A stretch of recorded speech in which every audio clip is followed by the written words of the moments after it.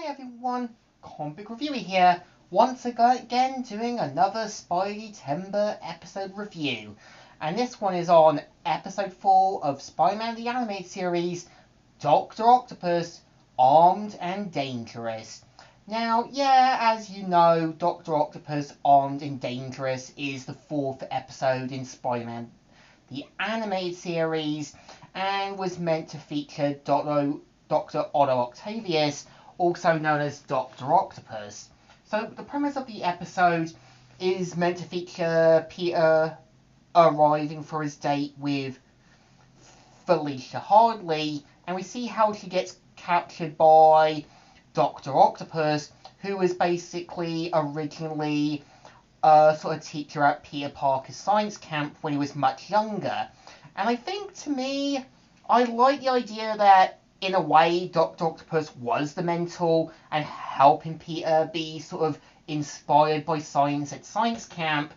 And I always kind of think, yeah, the point of Dr. Octopus and other Spider-Man media is meant to be a sort of reflection to Peter. Because when you look at Spectacular Spider-Man, Marvel Spider-Man, the 2017 TV series, and also Spider-Man 2, in a way, I think is meant to sort of show what Peter would become had he sort of been blinded by science, his ego, and trying to sort of prove himself. Because I always kind of think, yeah, Spider-Man 2 did show you that Otto wasn't a bad guy. He just sort of thought he was doing something beneficial without doing proper pre-testing.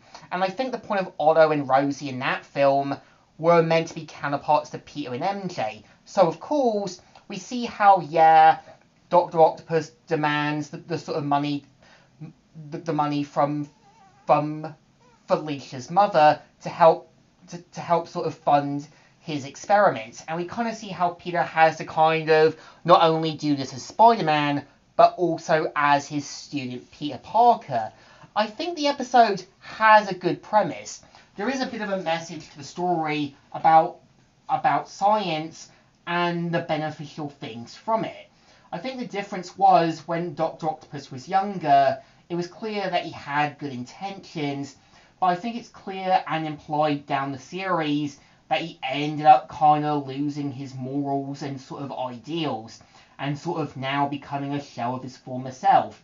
I think what's actually interesting about this version of Dr. Octopus is how, yeah, he's voiced by the same guy who voiced Alfred in Batman the Animated Series, Alfred Simbus Jr., who was also known for being the voice of Alfred in the DC Animated Universe.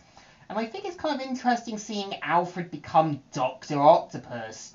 And I think, to me, is that, yeah, I think does do Dr. Octopus well. Kind of making him have a German accent.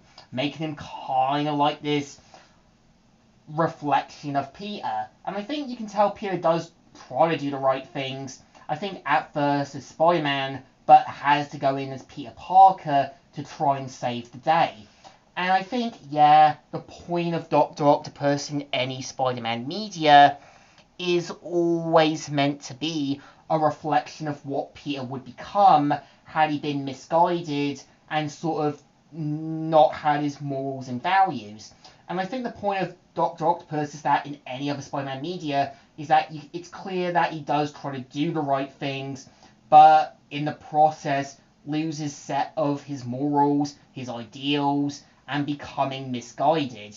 So I think it's not the best episode, but it's definitely enjoyable. And yeah, was the starting point to the more sympathetic Dr. Octopus route, which I think is the best thing for the character now, because you want to make Dr. Octopus sympathetic. You want to show him not evil, but wanting to do the right things, but ends up kind of becoming corrupted.